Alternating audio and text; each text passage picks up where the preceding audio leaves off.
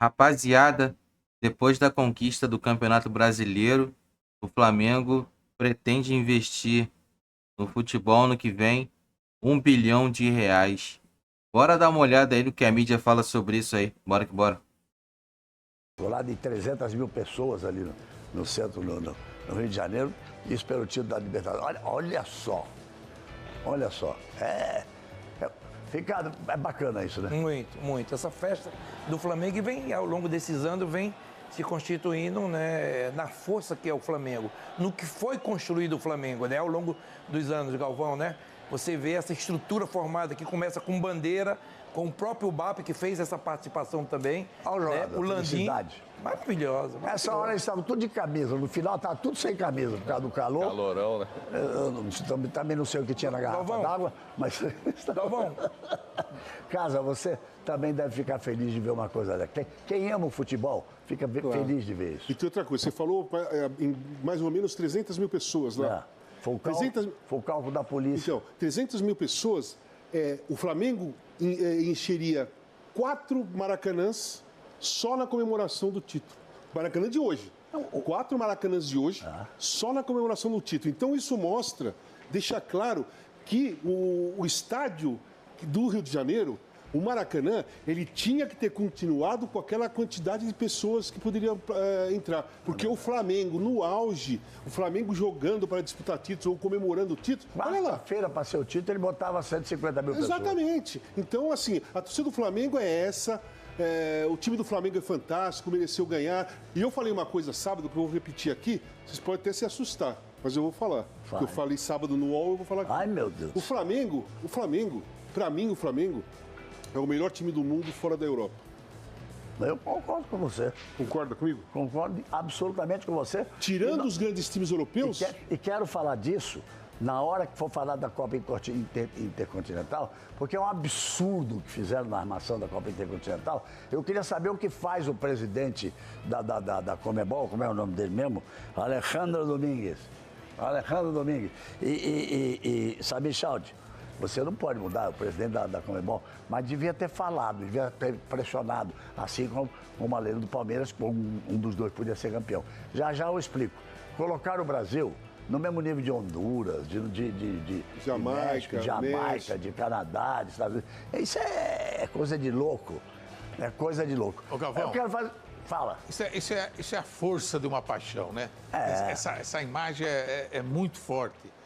São mais de 40 milhões de torcedores do Flamengo. E que nós estamos vendo hoje, nós estamos quebrando todos os recordes de presença de público nos estádios. É verdade. Pelo Brasil inteiro. Incrível. Pelo Brasil, depois da pandemia aconteceu isso. Todo mundo parece que quer viver mais.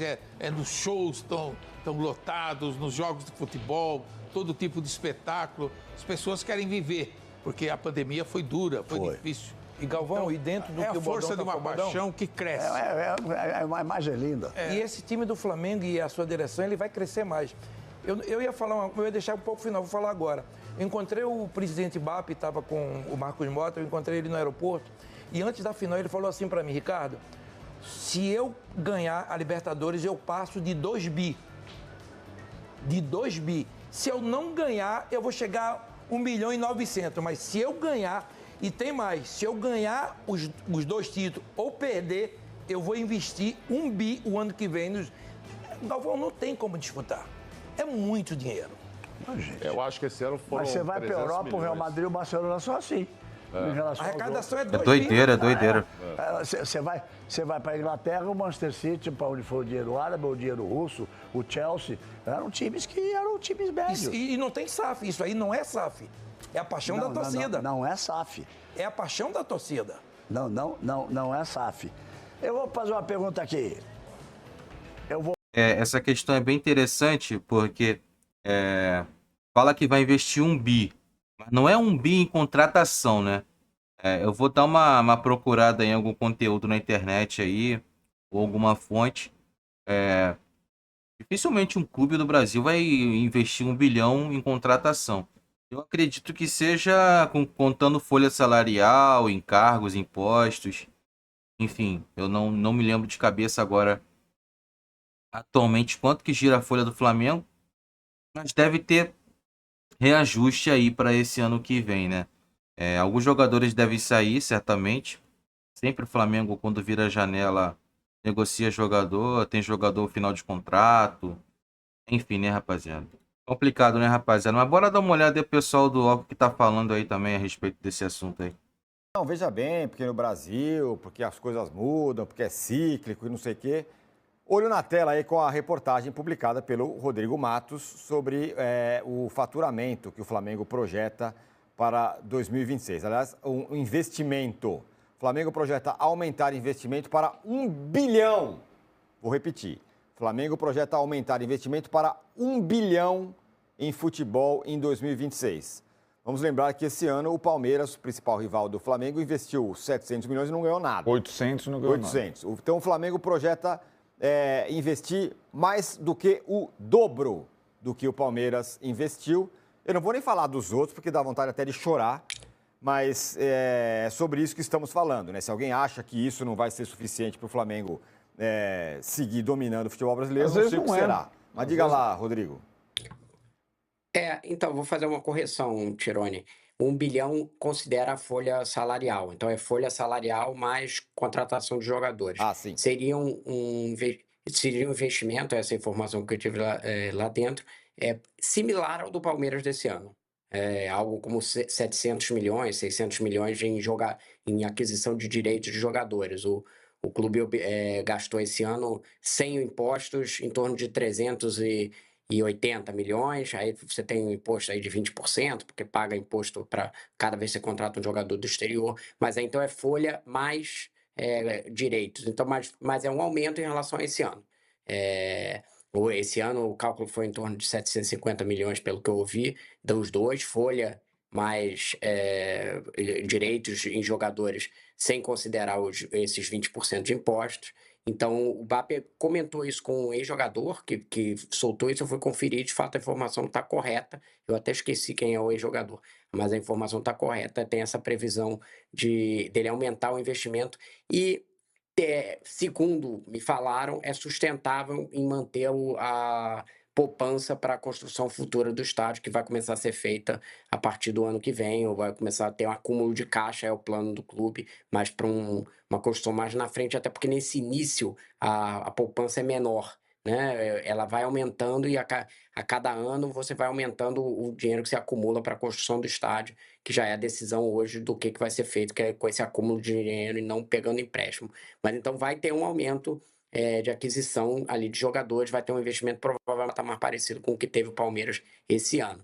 Então, lembrando, foi muito falado ali por muita gente sobre o poder econômico do Flamengo. Esse ano o poder econômico foi do Palmeiras, né? Foi ele que investiu mais dinheiro, só que o futebol não foi correspondente ao que teve de investimento. Pois é, então, Arnaldo. Mas o Palmeiras, ele vendeu muito jogador, saiu muito jogador também. E no meu ponto de vista, o Palmeiras usa uma estratégia de contratar jogadores, vamos colocar assim, desconhecidos no mercado. Ninguém conhecia o Sousa, ninguém conhecia o Facundo Torres, Aníbal. Não conhecia, assim, não eram jogadores já com histórico já no futebol, né? Diferente do Flamengo, que contratou o Jorginho, o Emerson Royal. É um outro perfil de contratação, né? E mesmo assim o Palmeiras ainda contratou bem mais caro. Também o Samuel Lino, por exemplo, é um jogador já conhecido. Não tão conhecido quanto o Jorginho, mas já bem conhecido. E investimento ele não é questão de ser sucesso, né? De dar certo, trazer títulos, né? Mas a gente sabe que se aumentar, pelo que eu tô vendo, de 750 milhões para 1 bilhão, é um aumento de 250 milhões e deixando um caixa para o futuro, para a construção do estádio. É uma estratégia bem interessante aí do presidente do Flamengo. Tá fazendo a coisa certa, não tá afundando o Flamengo em dívida, já iniciando obra, comprando material, enfim, contratando empresas para iniciar essa construção. O terreno já está lá, trabalhar dia após dia e iniciar a construção do estádio aos poucos, né, rapaziada? Bora dar uma olhada aí o que o VSR também falou sobre esse título aí do Flamengo aí, bora que bora. É que o Flamengo passou o maior número de rodadas líder do campeonato. A gente falou sobre isso aqui alguns vídeos atrás. O Flamengo tem algumas goleadas impactantes no campeonato, inclusive a maior goleada da história dos pontos corridos foi feito nesse campeonato pelo Flamengo no 8-0 contra o Vitória. Em outros jogos ele foi econômico no placar, mas comandou inteiramente o nível do jogo. Alguns jogos ele não venceu, mas ele foi bem melhor que o adversário. Por exemplo, o Flamengo empatou com o Grêmio no Maracanã 1-1 e o Flamengo foi muito superior ao adversário. O Flamengo empatou com o Vasco e no segundo tempo do jogo do retorno o Flamengo foi bem superior ao Vasco, poderia ter vencido. O Flamengo conseguiu algumas vitórias muito impactantes, jogando do mesmo jeito, dentro e fora de casa. Um Flamengo que montou um elenco e que precisou, no meio do campeonato, se remontar em duas peças importantes, 2 titulares que saíram, o Wesley na lateral direita e o Gerson no meio campo, na ponta direita, e mesmo assim o Flamengo conseguiu fazer isso. O Flamengo teve poucos momentos de oscilação no campeonato, e a maioria desses momentos se deu quando Jorginho e Léo Ortiz estiveram machucados, porque são 2 jogadores muito importantes para o funcionamento do time, para a noção do que o Flamengo quer ser, e mesmo assim conseguiu superar esse momento de instabilidade e conseguiu arrancar na reta final do campeonato para retomar a liderança da mão do Palmeiras. Vai lembrar, o Palmeiras chegou a abrir 3 pontos com 2 vitórias a mais. Então o Palmeiras, às vezes até mais do que 3 pontos, né? E só que na reta final o Flamengo subiu de produção e o Palmeiras caiu muito de produção. O Abel, que... Rapaziada, é campeonato de pontos corridos, né? As pessoas falam, se o Palmeiras ganhasse contra o Vitória, as 2 partidas, a ida e a vinda. Mas também o Flamengo da mesma forma, né? O próprio jogo com o Grêmio que o Vitor Sérgio aí citou, algumas derrotas, empates em clássico. Futebol não tem previsão, não é receita de bolo, né? Quem chega no final com a pontuação maior, conquista, né? E graças a Deus foi o Flamengo.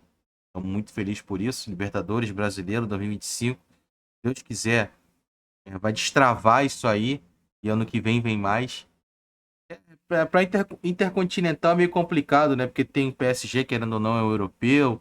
Mas também tem os outros clubes anteriores aí, que vai ser o Cruz Azul, se eu não me engano. E se passar, o Pirâmide, né?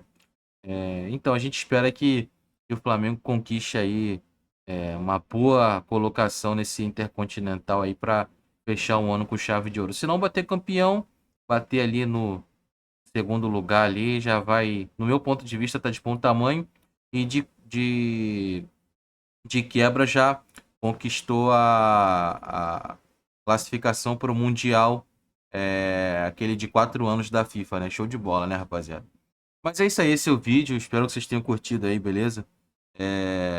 Comenta aí o que vocês acharam, vocês estão felizes? Se vocês quiserem comentar a palavra estou feliz, comenta aí se você chegou até aqui no vídeo. Eu vou ficar muito feliz também se